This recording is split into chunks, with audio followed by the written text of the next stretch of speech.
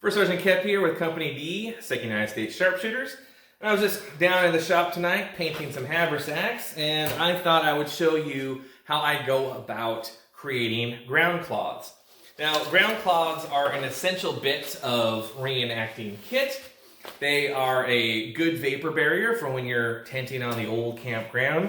And they also have lots of other handy uses around camp.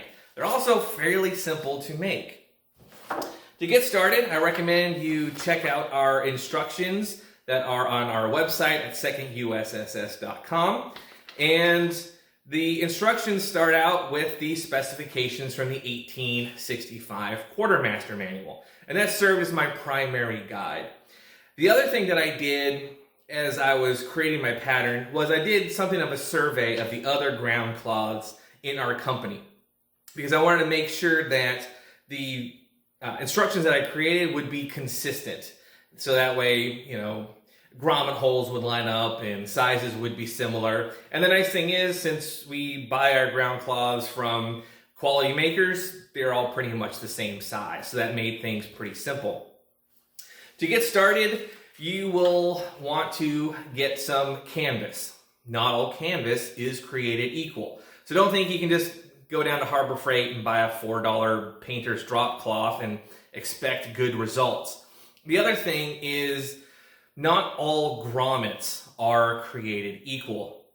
I get my grommets from Tandy Leather. Not a sponsor, but I've always been very pleased with their hardware. I find them pretty durable and the price is pretty affordable. Now, you'll want a good quality canvas with a nice tight weave. So for this one, I already kind of got a jump start on it, because the first part of it isn't very exciting. It's just starts with a couple of straight stitches.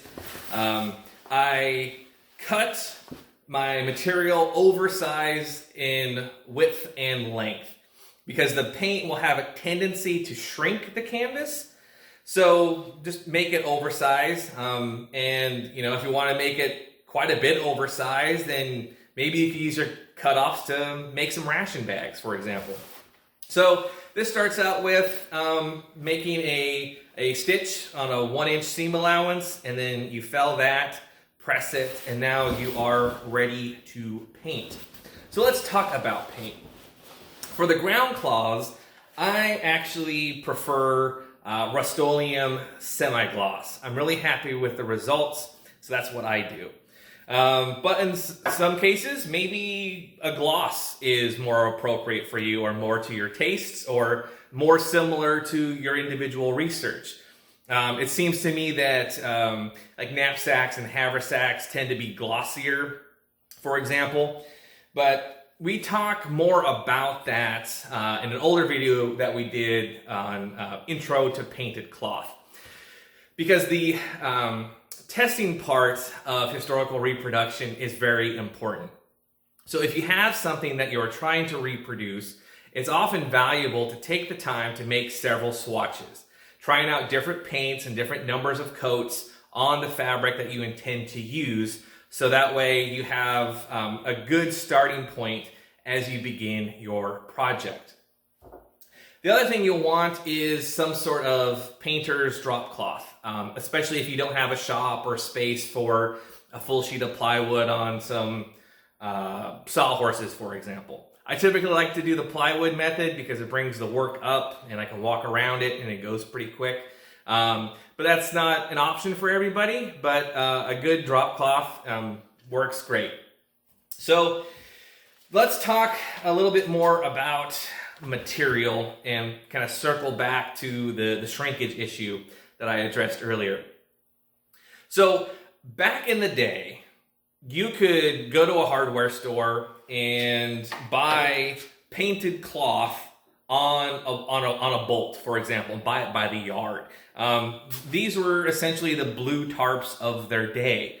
And I also think you could buy the vulcanized cloth in a similar way back then too.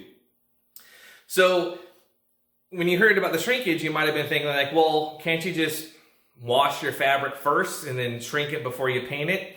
It's like, yeah, you could, but I don't think the government did that.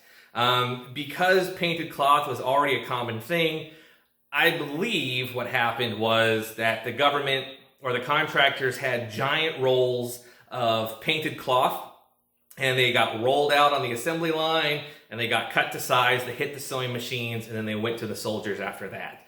And so since the material was already pre-made, they didn't have to consider shrinkage because it was already part of the manufacturing process by the time they got it. Since we're doing small scale manufacture, then we have to factor that in by oversizing our material to accommodate that. The other thing that might be important to address is I didn't use the typical wallpaper sizing on this project because with the canvas I was using, I had little to no bleed through. Now, your canvas may vary, and I guess if you needed to, you could use wallpaper size if for some reason your paint was really bleeding through your canvas, but I didn't use it, and I've been very happy with the results. So with that, let's clear out some space and get to painting.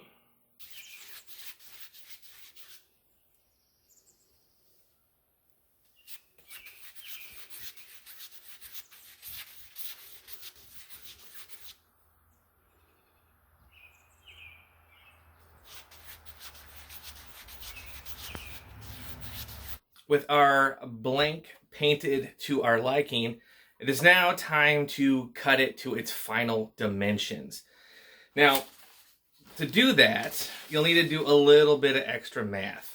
So in my situation, and I highly recommend everyone check my math, but since we already hemmed the middle and we left everything oversized so that we can trim it down, one side of the blanket is going to be wider than the other. So according to my math, I need to trim one side 25¼ inches from the center hem and another side 24¼ inches from the center hem.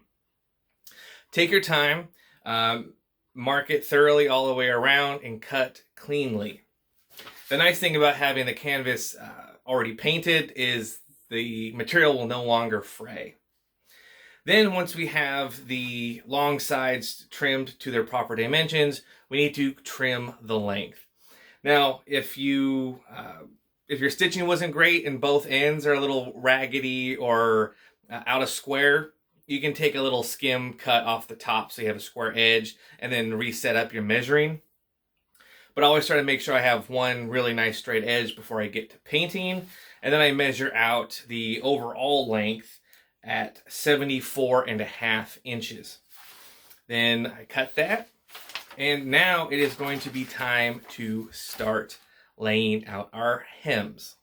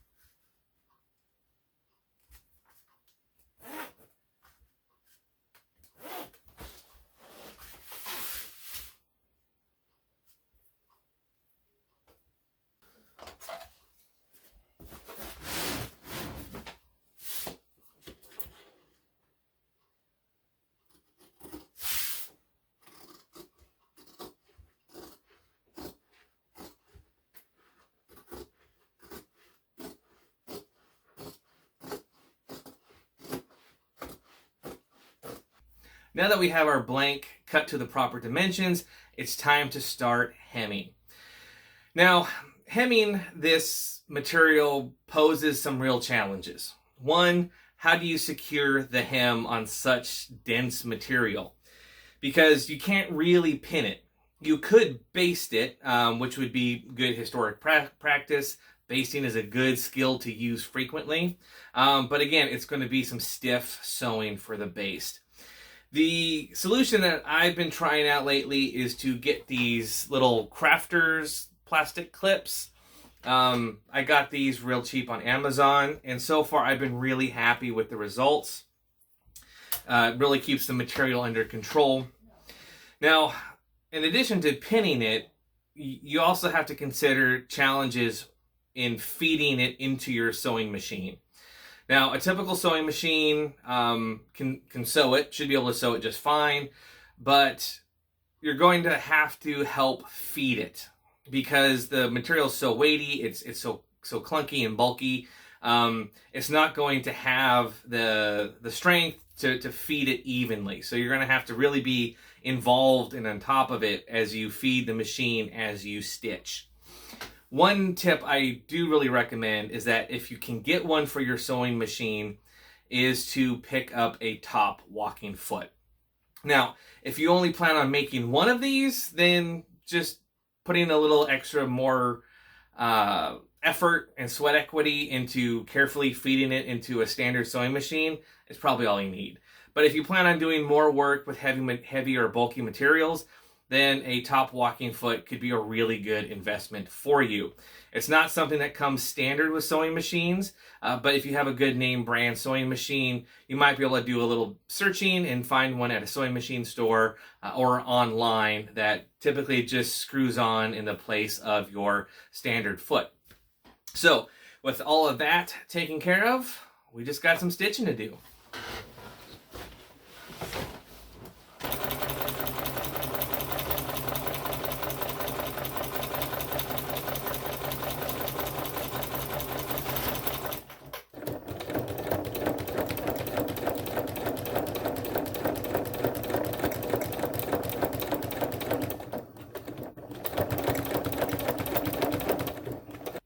With the ground cloth painted, now it is time to lay out, mark, and install the grommets for the blanket. Now, to help you, I have the instructions for the layout guide in our instructions.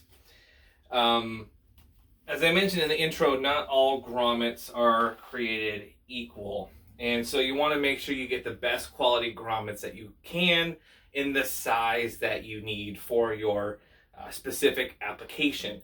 And these ones I'm making, I'm using 1/4 inch, or sometimes you'll see it in places like Tandy as number 0 grommets. And they're 2 pieces. And so you have your main piece, and then you have a washer. Now, when you buy your grommets, you want to make sure that you get the appropriate tools for that size of grommet. So you're going to want to make sure that you have a punch that's big enough for the grommet. And then you're going to have some grommet setting tools. So you can see we have a specialty anvil right here. That's got a groove in it. And then we have the setting tool that also has a hollow in it so it can fit over the alignment pin on the anvil. So then all you have to do is install them. So I like to do the long part of the grommet on the outside, the painted side of the fabric. Push that through. Then you put the washer on top of that.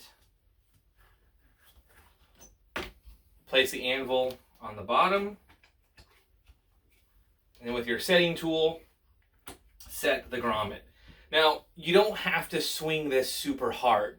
So if this is your first time setting grommets, take your time, take light hits, and watch your progress to make sure that you're not overstriking, deforming, or misaligning the grommet as you install it. And then underneath it, I just have a small granite block.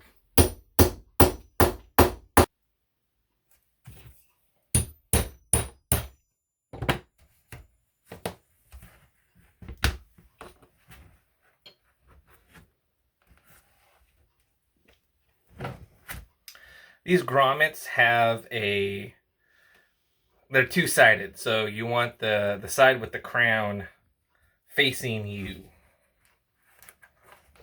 Install the anvil, grab our setting tool.